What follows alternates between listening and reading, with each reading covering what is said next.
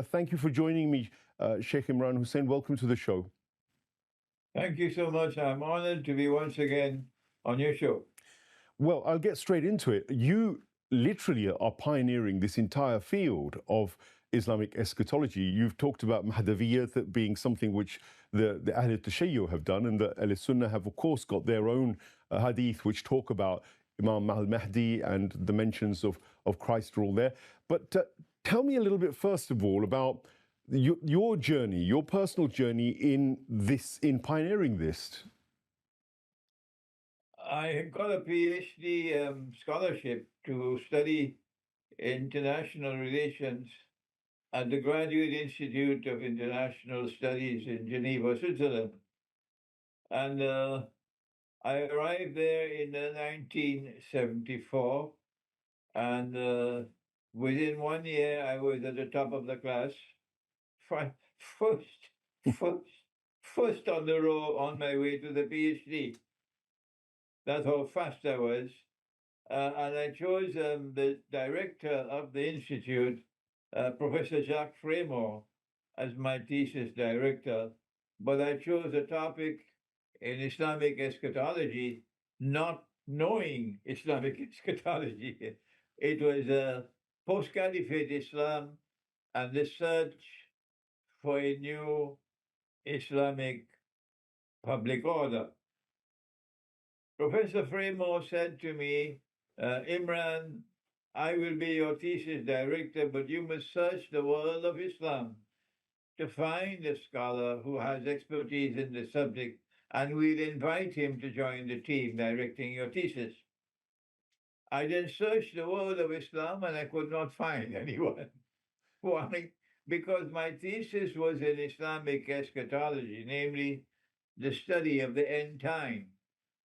And we did not have Islamic eschatology at that time as an independent branch of knowledge. The Shia did have an independent branch of knowledge in eschatology, but they didn't call it eschatology. They called it Ilm al-Mahdawiyyah, because their eschatology was built on the solitary foundation of the advent of Imam al-Mahdi, alayhi salam.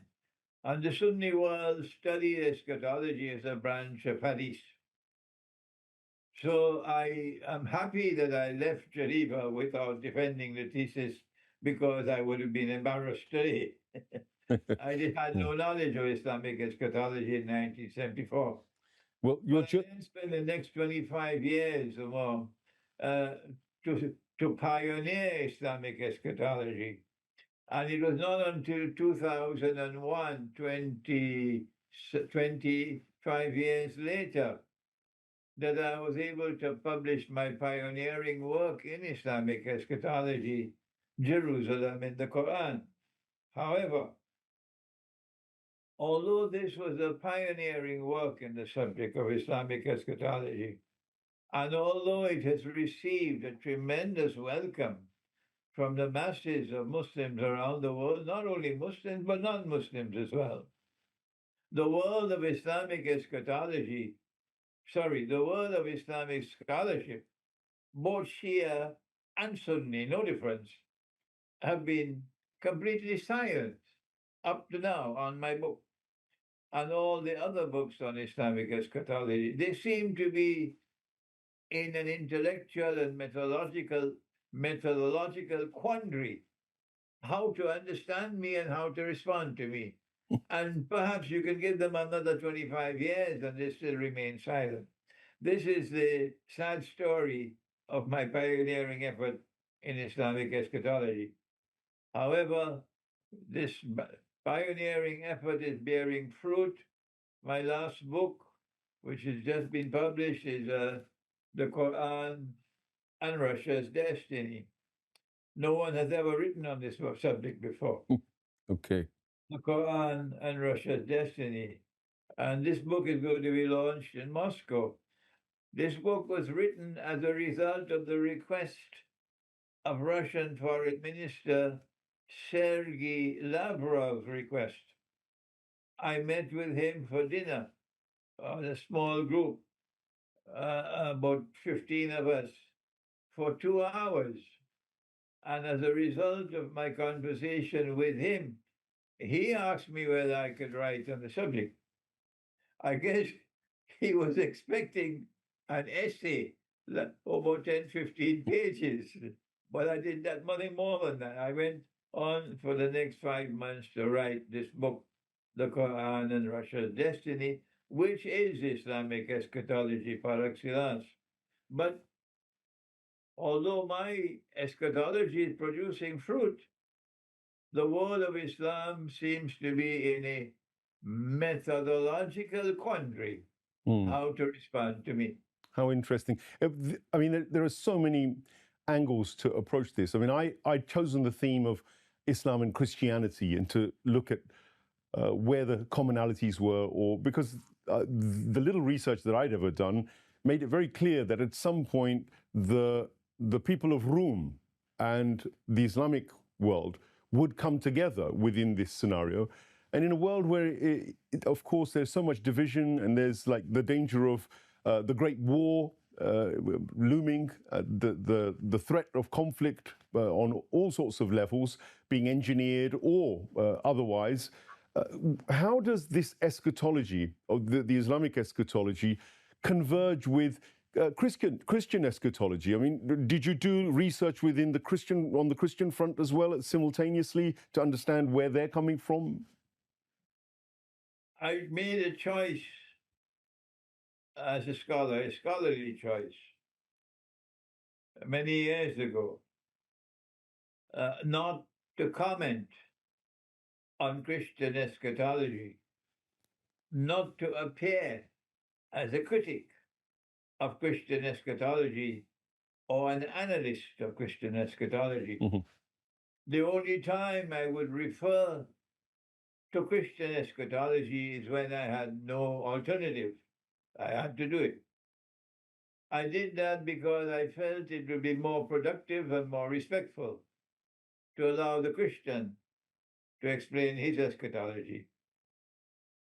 And after he has explained his eschatology, and I have explained our eschatology, that we then engage each other in respectful dialogue.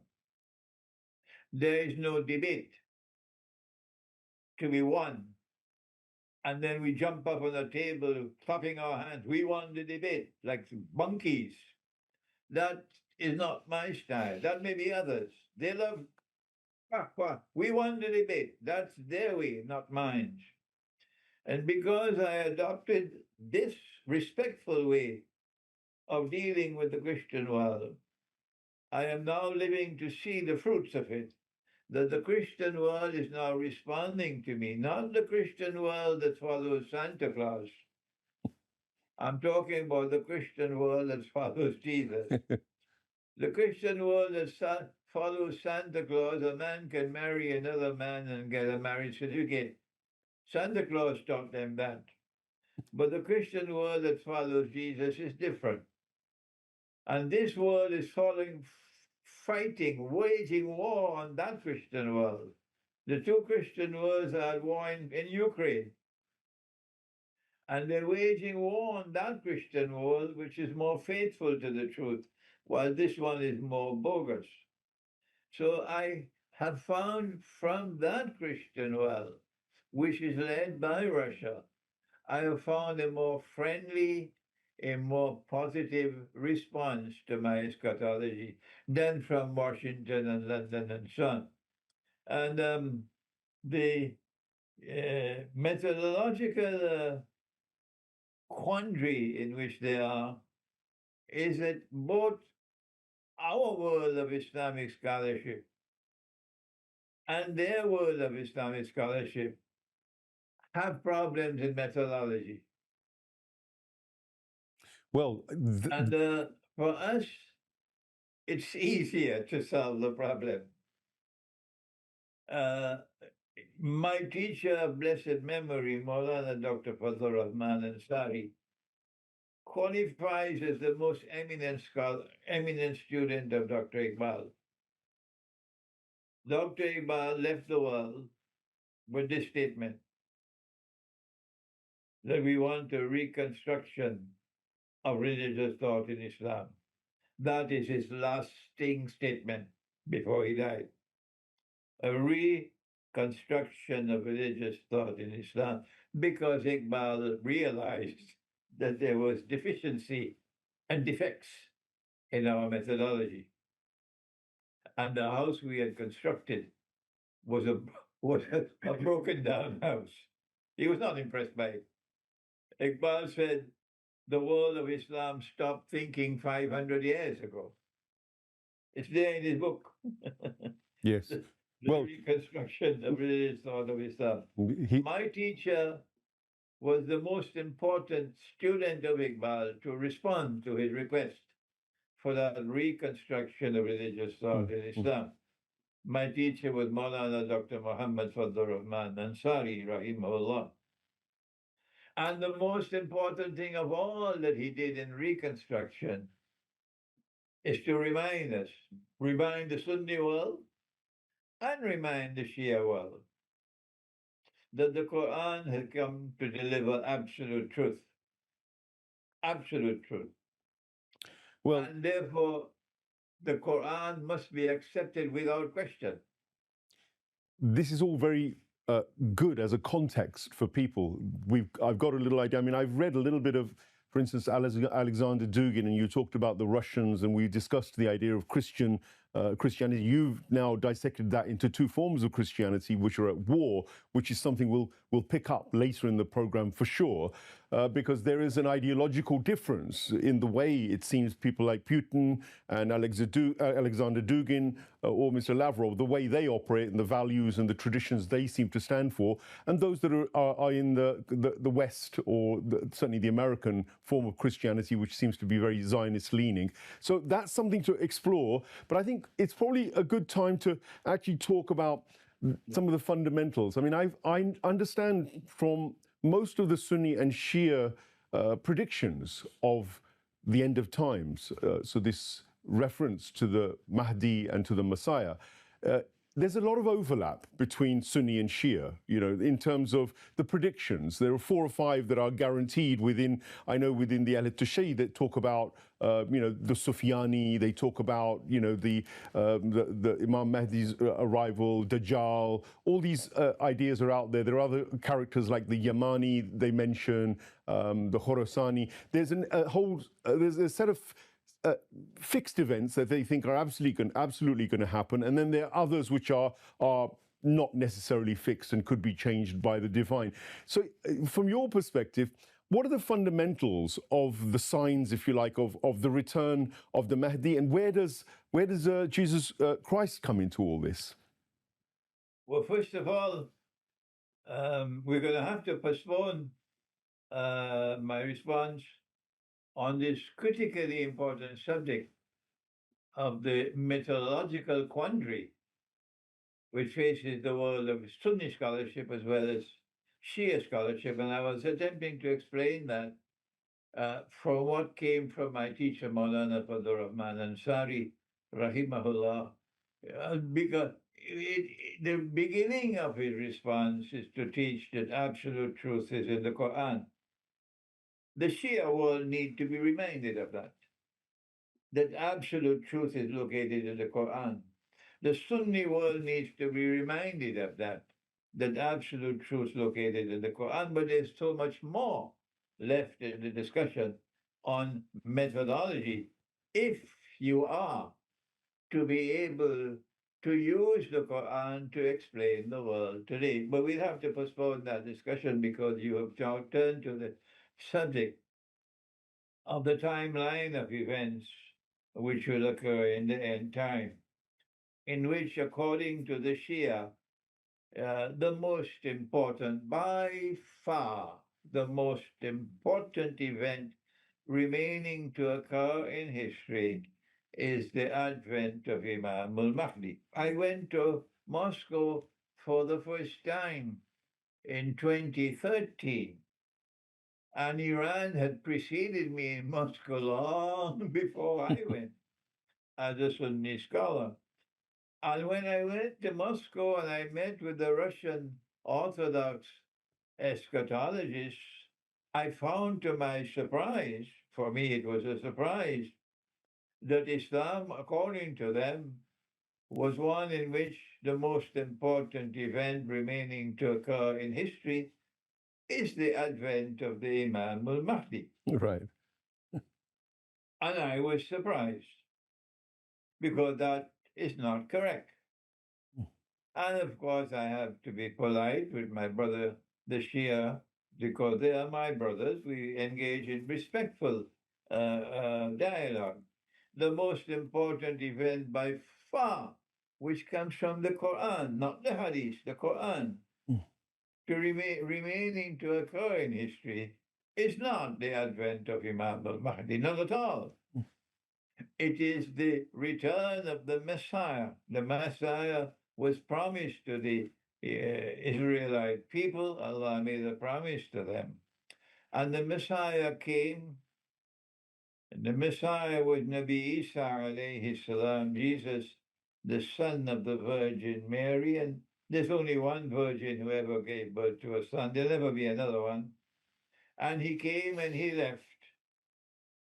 And the Quran firmly establishes the belief that he will return. I would be very happy to engage in dialogue with anyone who differs with me on that subject. Respectful dialogue. I'm not in a boxing match, no.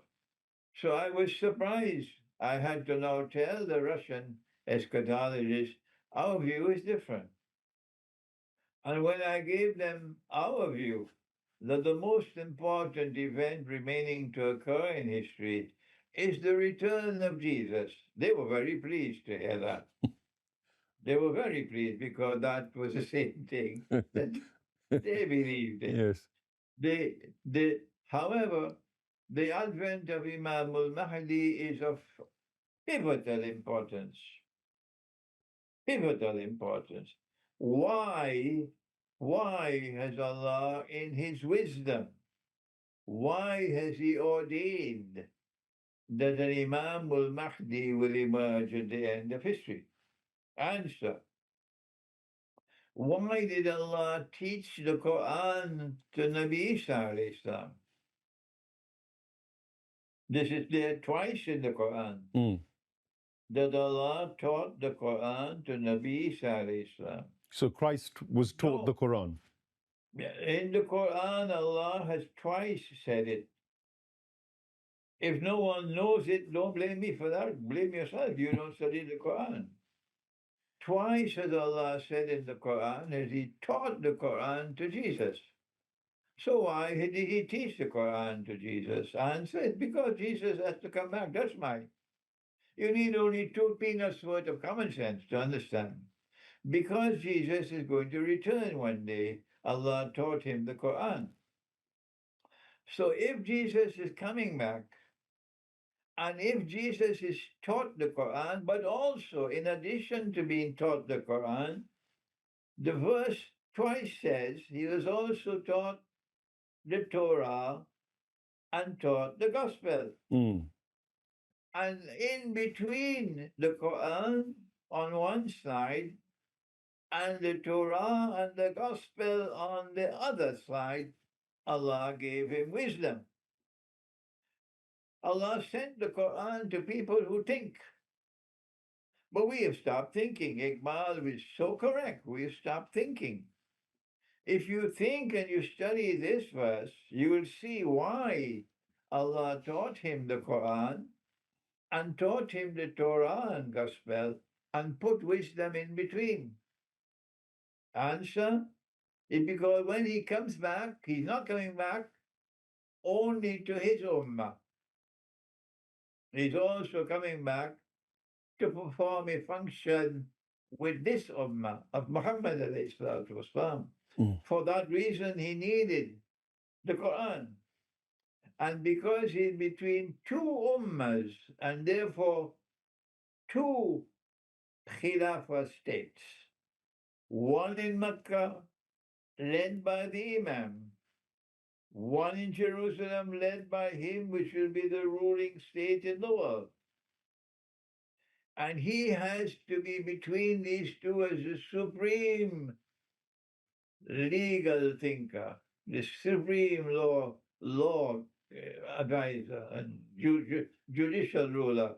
Between the two, he needs wisdom. So there are going to be two ummahs at the end of time, and both of them will have to be Khilafah states. For his ummah, we know he can do it himself. But for this ummah, it's hopeless. Who is going to be the Khalifa of this ummah? Is it going to be Ayatollah Khamenei? Who is going to be Khalifa of this ummah? Is it going to be the president of Egypt? Huh? Or those Yankee puppy dogs who are now ruling over Pakistan? Answer, it is impossible. Impossible. No one can do it. To bring back to the Sunni world of Islam any semblance of a Khilafah state, of what Imam Khomeini did in Iran. It's impossible on this side. The only way possible for the world of Sunni Islam to be restored to a Khilafah state is through a divine intervention. That is the rationale for the advent of Imam al-Mahdi. And so therefore, logically speaking, the advent of the Imam has to precede the return of Isa alayhi salam. I see. This is my reasoning. So just to say, The advent of the Imam is justified for this reason, that it is impossible to bring the Sunni world of Islam back to any semblance of a Khilafah state. Impossible without a divine intervention. What is the traditional Sunni scholarship's perspective on this particular assertion? I think you will have to ask them because I'm too embarrassed to answer. No, I think I'll let you answer, then I'll call one of them along and maybe we'll have a discussion with them as well. I am too embarrassed to answer. I'm in the same boat with Iqbal. Iqbal said this Sunni world of Islam stopped thinking 500 years ago. I echo what he said.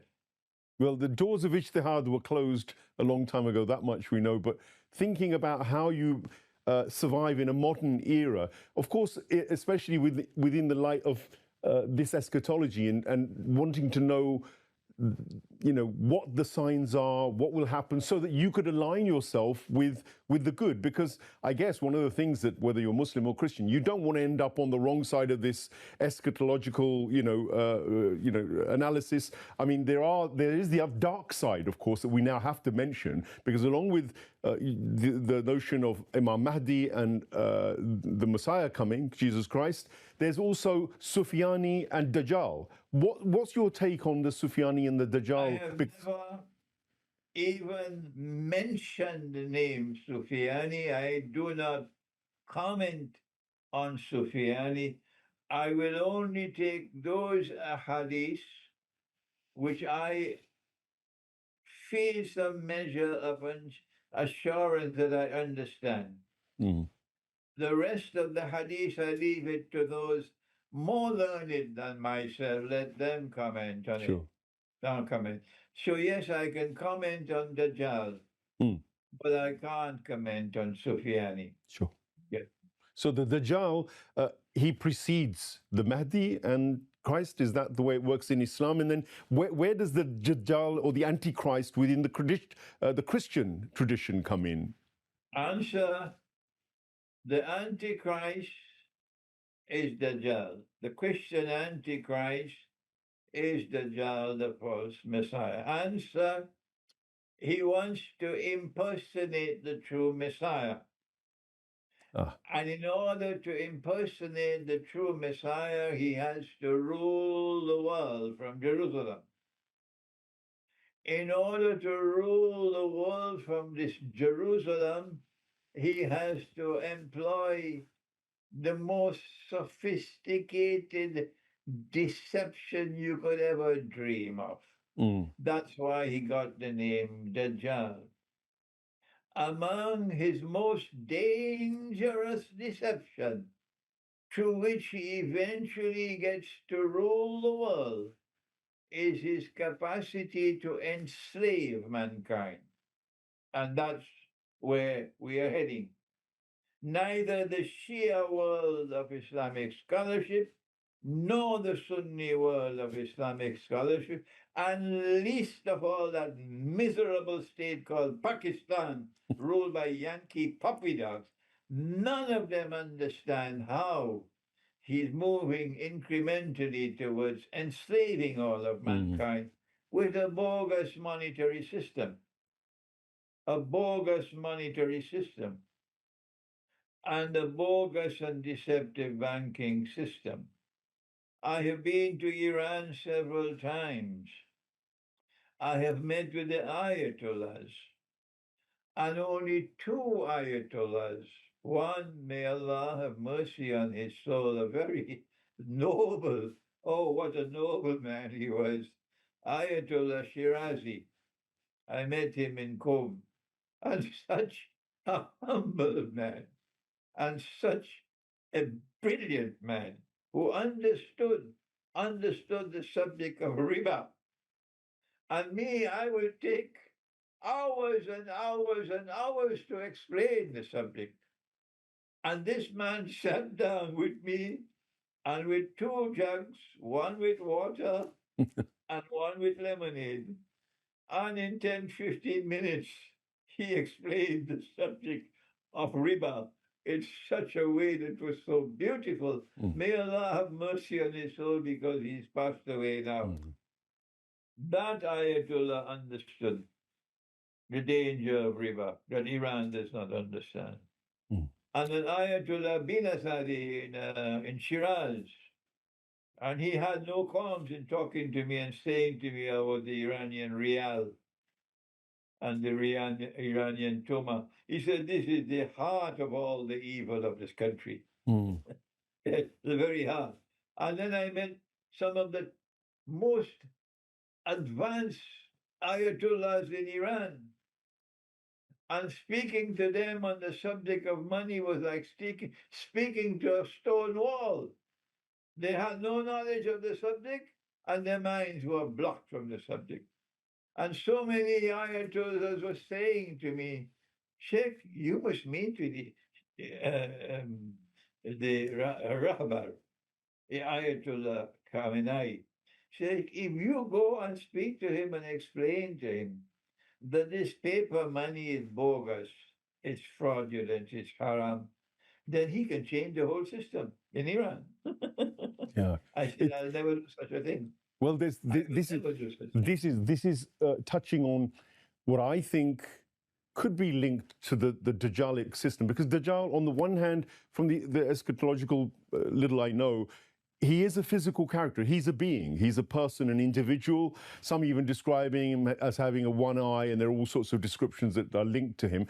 But the run-up to the coming of Dajjal fascinates me. And you talk about riba, you talk about systems, you talk about the idea of Jerusalem and the Dajjal perhaps being there. And we live in times now where red heifers are being potentially sacrificed in Jerusalem by that other strand of monotheistic eschatology or Abrahamic eschatology, which is our Jewish brethren. You actually met with two of these gentlemen and discussed various things. I didn't want to bring them into it, but it seems that now you've raised this issue of the Dajjal and the current system, where we know that Christian Zionism actually is totally rooted in the idea of pushing for the Jewish version of the end of times, and they have their take on it, and that's very different from what the guys, the Room Fraternity of Russia that you talk about. What's your take on that? Do you think that actually this is all part of the evolution towards the Dajjal? Because you've also talked in your writings and your discourses about Pax Britannica leading to Pax Americana, and us now moving into Pax Judeica. Is it connected? Well, I cannot comment on Christian eschatology. I told you that before. I prefer that they explain their eschatology. However, my studies in Islamic eschatology have led me to the conclusion that when the Quran speaks in this ayah mutashabiha, meaning there are two kinds of verses in the Quran, and the second is a verse which cannot be understood unless it is interpreted. However, don't make the mistake of ever interpreting the Quran and claiming you're correct. Don't be a fool. Don't create a sectarian movement on such foolishness. None at all. When you interpret the Quran, always say Allah knows best. Because only Allah, not even the Rahbar, only Allah can confirm that an interpretation is correct. So the Quran speaks in Surah Al-Mursalat, and it warns those who have rejected the truth about the Messiah in particular. Warn them, prepare now for a shadow which will comprise of three parts. Intaliku ba'adawuzu billahi minash shaitanir rajim. Intaliku ila zillin. Zil means a shadow. The thalasa shu'ab. Thalata means three. Shu'ab means a shadow. Three shadows. So prepare for a shadow comprised of three parts. I have interpreted that shadow to be Dajjal. Yes, I am the first. I don't know of anyone else in history of Islam who's done that. But that does not worry me at all. I am convinced that I am correct, but Allah knows best, and I don't want anyone to accept my view unless you are convinced that it is correct. And I'm not going to engage in any boxing match over the shadow. Sure. I consider the shadow to be comprised of three parts. So in my study of Dajjal, I do what no one else has done. Which is? I always look for footprints of Dajjal appearing in three parts. And so when I saw, like a student of international relations, I saw the emergence for the first time in history of an actor appearing on the stage of history. Never before. Suddenly this actor appears on the stage of history and commands the stage. And that was Britain. Napoleon had such contempt for Britain. He referred to Britain as a nation of shopkeepers. And yet Britain commands the stage.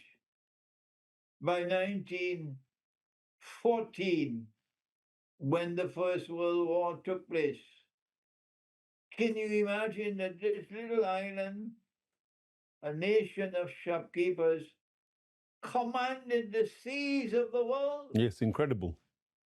Commanded control over every significant naval port in the whole world. Is this by accident? If so, then I should eat my biryani and go home and sleep. Yeah. And continue what Iqbal has said. Don't bother to think. There's no use in thinking. Knowledge is a package. The knowledge of the Quran is a package. The package is already sealed. All you have to do is to transfer this package from one generation to the other, whether it be Darul this or Darul that or Qum. You just have to transfer it mechanically. That is what Iqbal said about contemporary Islamic scholarship. I said, no, the shadow is Dajjal. And therefore, this is the first stage of the shadow, because I see Britain with an unnatural and inexplicable obsession with Jerusalem, obsession with the Holy Land. And then when Britain became the ruling state in the world, it was not only on the basis of military power.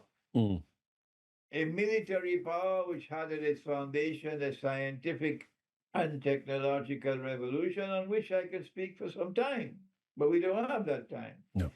Britain became Pax Britannica also because of control over money.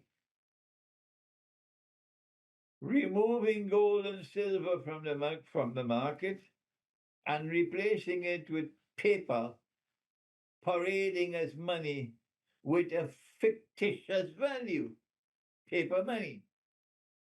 And the British sterling pound becomes the international currency. And all the sheep and cattle and goats and camels in the world with nothing in their head except peanuts accepted it as money. Mm.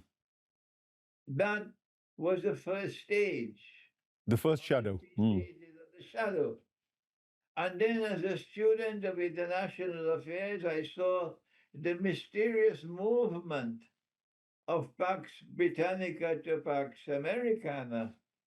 Britain is not so secure because Britain is off the coast of Europe, just the English Channel. Mm. Dajjal needed something more secure to do his wickedness. So he goes across the Atlantic Ocean and he finds a huge land out there with a nice, lovely people living there. And these people had so much respect for nature that no one will pump sewage into a river. Mm. No one will pump sewage into a river. No, these people, Native Americans, worship the river. And these people are treated as subhuman, and they're exterminated. We are the chosen people of the Lord God. And they exterminated them like cockroaches. This is Dajjal's work for Pax Americana. And now you need to build overnight. Mm. You need to build the most powerful state in the world. You can't do that with normal construction methods. You cannot do that with normal construction methods. So you need to enslave millions of Africans.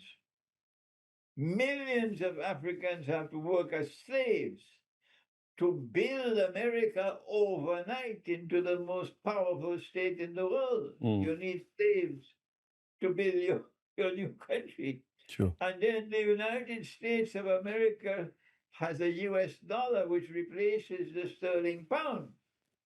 And because I am not one of those who simply eat biryani and go home and sleep, I do a little bit of thinking. I realize that the United States of America is now Pax Americana, and the US dollar has replaced the British pound because you need control over money to control the world, to rule the world. He wants to rule the world. He wants to rule the world from Jerusalem. So he begins by ruling the world from Britain, and then he moves to ruling the world from the United States in order eventually to rule the world from Jerusalem. This is my Islamic eschatology. This is how I understand Surah Al-Mursalat, but I still remain a solitary voice crying in the wilderness of Islamic scholarship. Well, that's absolutely extraordinary and fascinating to see how you've linked it to the real world. So that, in a way, means that Pax Judeica is the final iteration of the Dajjalic shadow, as you say. And you would imagine that now that Benjamin Netanyahu is literally saying that yesterday's comments I picked up were talking about Israel becoming a primary power, not a secondary power. So he's almost declaring that we're going to be superseding American power with Greater Israel or with this Pax Judeica. That's very much something that they're dreaming about. That seems to be also a possibility, because the technological hub in Israel also makes me think about this, because the miraculous happenings or the powers of Dajjal are often listed within the eschatology, and it's sort of often really very, very miraculous things that he can do, and all sorts of things. And of course, with the digital age, with the coming of nanotechnology, with the coming of all of the other sophisticated scientific discoveries that we have and capabilities, things that we couldn't even have dreamt of many years ago. I mean, Imam Jafar as-Sadiq al-Islam, I think he says in one of his hadith, he says that that time will be one where a believer in the East will be able to visually see a believer in the West, so indicating that there was some connection, something we can do today. I mean, I don't always like to connect hadith to scientific realities today, but that's one that I came across. So is it that in this Pax Judeica period, we're going to get a Dajjal emerging in his full form, and then that becomes the sign that Imam Mahdi and Jesus Christ, or the Messiah, will also be returning? Do you think we're in that period now? The timeline of events, but first of all, before we return to the timeline of events, Netanyahu is only echoing what Ariel Sharon said about 30 years ago. I see. If Netanyahu is now saying we want to be a primary power rather than a secondary power, Ariel Sharon, as Prime Minister of Israel, about 30 years ago, he said, we control the United States. That's right. He told the United States that we control the United States. So Israel is now moving towards a destiny already proclaimed long ago, that a Pax Judeica will replace Pax Americana. This is what is to be found in my book, Jerusalem in the Qur'an, written 25 years ago. And my world of Islamic scholarship has remained embarrassingly silent in response to my book all the 25 years. You could give them another 25 years, they'll still remain in the cement of bewilderment. I call it methodological bewilderment. Now then, back to the timeline of events. Our Prophet, Allah's blessing be upon him, spoke as only a prophet could speak. And he was speaking to his companion Mu'az ibn Jabal, radiallahu ta'ala anhu. And these are his words. Umranu Bayt al-Maqdis Qarabu Yatrib, that when Jerusalem is built up, when Jerusalem, therefore, is center stage in the world, built up, for me, center stage in the world, they'll say, which hadith says that? That is what they say. Which hadith says that? So forget them. Forget them. Forget them. When Jerusalem is built up, Umranu Bayt al-Maqdis, for me, when Jerusalem is center stage in the world. Kharabu Yatrib. Yatrib, which is now Medina, would be Kharab. Kharab means destroyed. For me, in solitude, playing no role in the world, playing absolutely no role in the world. This is Medina today. Kharabu Yatrib, Khurujul Malḥama. When Medina is in full-on desolation, at that time the Malḥama will take place, or Armageddon. And we know that it's going to be a war using weapons of mass destruction, like nuclear weapons. We know that. Why? Because our Prophet said 99 of every 100 combatants will be killed. Conventional war does not do that.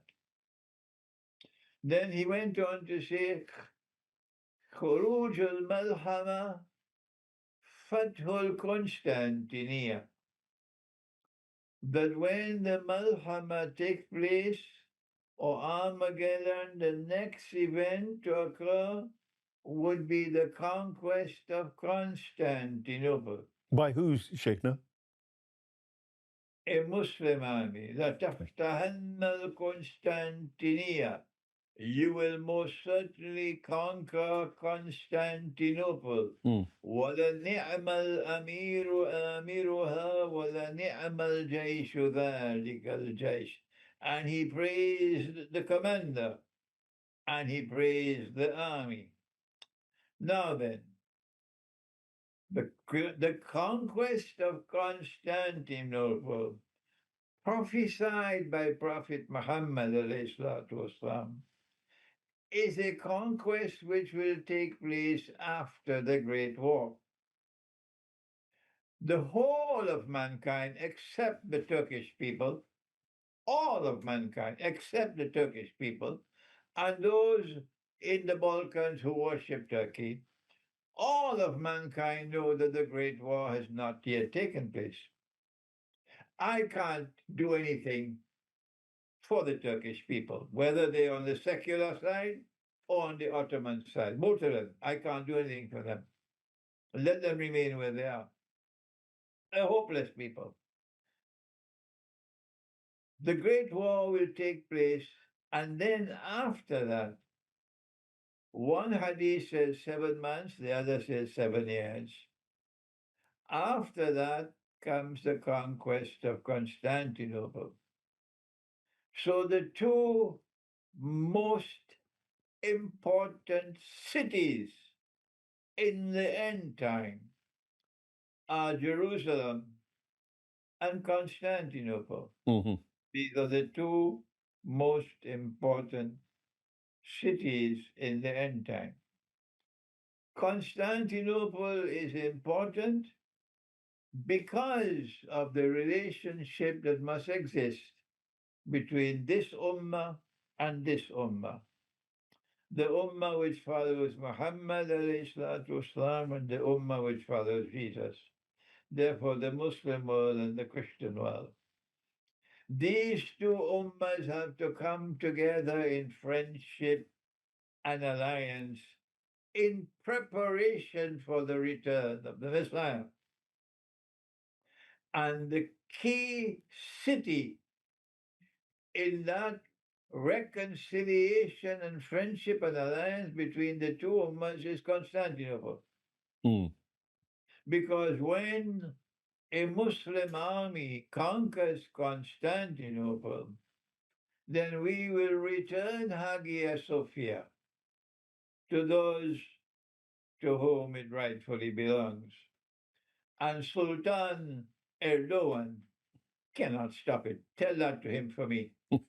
I'll call him. After a Muslim army conquers Constantinople, and there's reconciliation between these two ummahs, and this is one of the things my book is doing. Mm. This book is built trying to bring reconciliation between the Christian, Orthodox Christian, and Muslims. After this reconciliation takes place, only then does Dajjal emerge. That's when Dajjal. Okay. Only then does Dajjal emerge in human form. But as soon as Dajjal emerges in human form and he declares, I am the Messiah, my opinion, and you don't have to accept my opinion unless you're convinced I am correct. My opinion is that Allah will only now send the Imam, not before. Mm. The Imam will be sent only after Dajjal has completed his mission of impersonating the Messiah and taking the Banu Israel to the destruction. Then the Imam emerges and the Imam establishes the Khilafah state in Mecca. But when the Imam emerges, and before the Imam, I don't know whether the Imam would have established the Khilafah state or not yet. Maybe he would have done it. Then Allah will send Nabi Isa alayhi salam. This is the timeline of events. That clears it up. That gives us a good framing and a good basis for maybe continuing this discussion, because we didn't talk about Yajuj Majuj, we haven't talked about Judgment Day. There's another phase after the time. I mean, of course, the Christians talk about the kingdom of heaven and Christ ruling over this kingdom. That's an entirely fascinating period as well, when the rule of law is based on divine justice. That would be an interesting thing. And then what happens in the period after that? That's another phase to perhaps discuss in our next connection. But I have to say we've run out of time, Sheikh, and it's been an absolutely fascinating journey, so much more that I could have asked, and I'm sure that questions will occur in my mind later. But in April, I'm sure we're going to reconvene again for our third iteration of this conversation around Islamic eschatology and its link to the rest of the world and its relevance to our present period and our future. But any last comment from you? Any conclusive comment? I'll let you have the last word on that. Continue the good work you're doing, brother Sayyid Mohsen Abbas. Continue the good work you're doing. Yes. Thank you very much. And to our audience, well, you've been taken on a fascinating insight into both Islamic eschatology according to the detailed investigations of Sheikh Imran Hosein, one if not the only person who seems to be in this field specializing totally. I will start looking for others. It's, I think, incumbent on me to, at some stage, bring some of the traditional scholars and put them on the spot and get their opinions on this. And maybe in the future, who knows, we might actually be able to get them to take Sheikh Imran Hosein's research with the kind of with the seriousness that it deserves, because there's been a complaint throughout the show. It won't be possible. Well, unless and until you climb the mountain of methodology. Good. So we were attempting to begin that at the beginning of this interview. Then we had to move to another subject. But in order to bring us together for any meaningful dialogue, we have to first climb the mountain. Agree on the methodology. That's the fascinating thing. I will talk to a few scholars about that and maybe come back to you, Sheikhs. And we're happy to be, if you like, facilitators of the dialogue around this. It's a very important dialogue. Thank you very much for your contribution today. And may Allah give you more tawfiq to be able to go and do more research and give you good health as well along with that.